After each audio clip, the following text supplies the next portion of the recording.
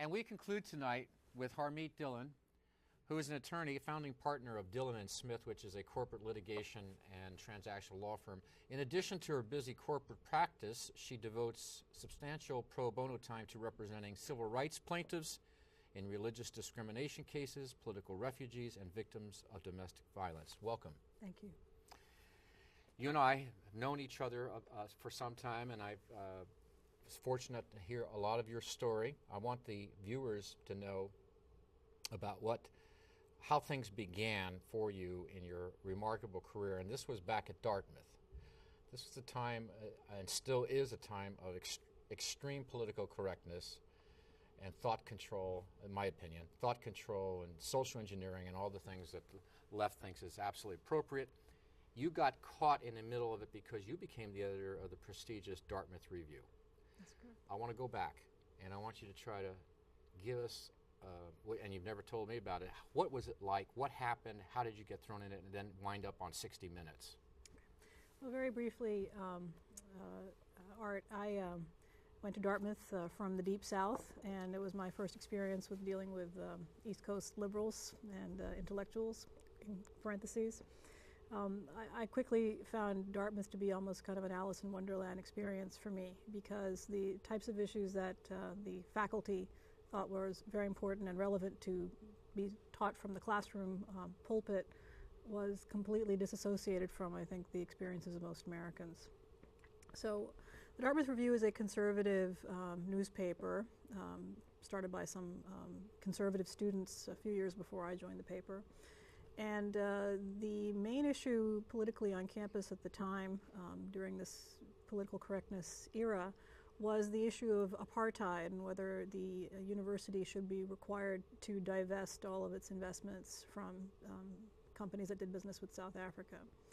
Now, I think there are two schools of thought on that. One is that divestment is a moral imperative, and the other is that an engagement with a regime that is capitalist yet oppressive is one way to perhaps exert influence in a positive manner and bring the values of American democracy to that country. So the Dartmouth Review and other conservatives associated with Dartmouth took the latter position, namely that engagement in companies that did business in South Africa was a better way to change that country for the better.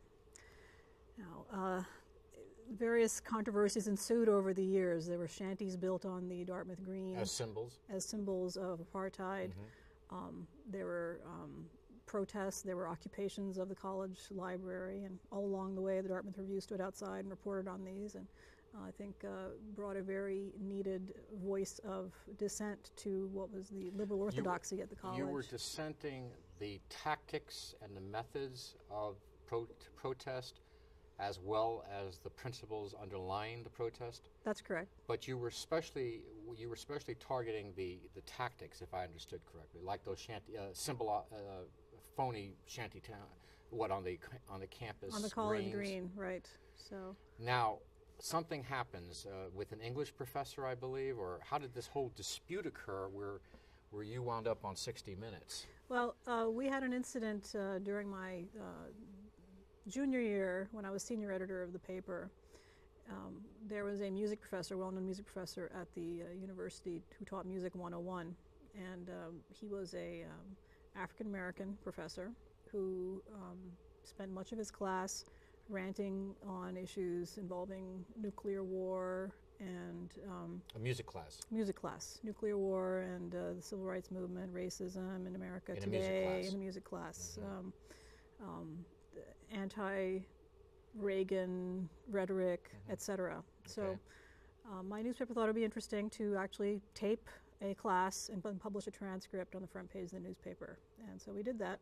The following week, went to the professor's office with a camera and reporters to get a comment from him, because this did spark outrage among alumni that this is the way they didn't know. Students are being The alumni taught. did not know. No. And again, what is this about what time is this? What year? This is 1988. So it was just beginning to peak, not just at Dartmouth, but most universities, that you shouldn't hold certain views because they may be hurtful or offensive, or just inappropriate for campus life? Inappropriate, basically, to question the liberal orthodoxy, inappropriate to challenge an African-American professor. It was inappropriate, according to the university subsequently, for these white students to go pick a fight with a professor and embarrass him. What happens then? Well, the professor attacked students, and this is all caught on camera. He grabbed their camera, threw it to the ground, screamed at them in front of many witnesses, and ejected them from his classroom. And you put this on the front page of the front page of the newspaper. And then the next thing that happened is three editors of the paper, including the photo editor, the editor-in-chief, and another senior editor, were suspended. Were you also suspended? I was not suspended. I was not one of the reporters involved in this particular story at that time. So then how did you wind up getting interviewed by 60 Minutes? How did that happen? Well, I was the editor-in-chief of the paper subsequently, and I was the editor-in-chief during a lawsuit that the Dartmouth Review filed against Dartmouth College to demand the reinstatement of the three editors who were suspended. Were you successful in that? We were successful. And what was the subject of the 60 Minutes segment? Were they just doing a general review of the incident, or did they have themselves a proposition that they were advocating for? Well, they're usually advocating a liberal proposition in my experience, but they did try to do a balance, to the extent possible, series of interviews with the music professor in question, who ended up himself being dismissed from the university. Sounds like you won then.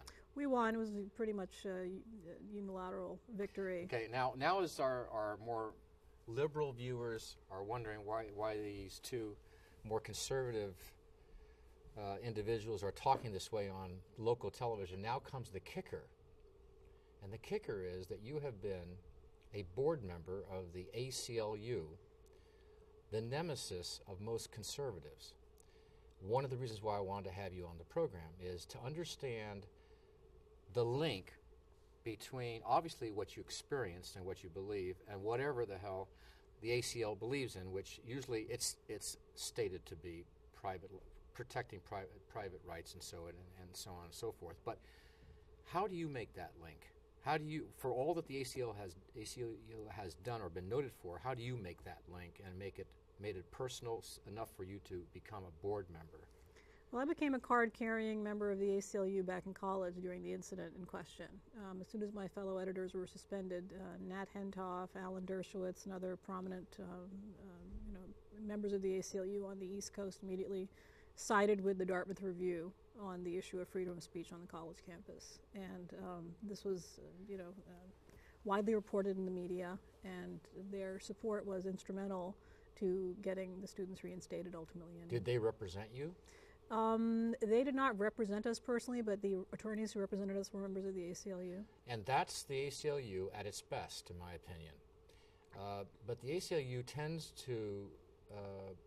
seems to be more oriented towards almost political activity in their defense of freedom and civil rights in the United States. For example, I was at their site, and they, of course, come very hard down on President Bush. And they say, as the president delivers his State of the Union address, it's essential that we bear in mind that for 6 years the policies of the Bush administration have threatened and undermined the very essence of a free and democratic America. The state of our civil liberties is precarious. Do you agree with that? I agree that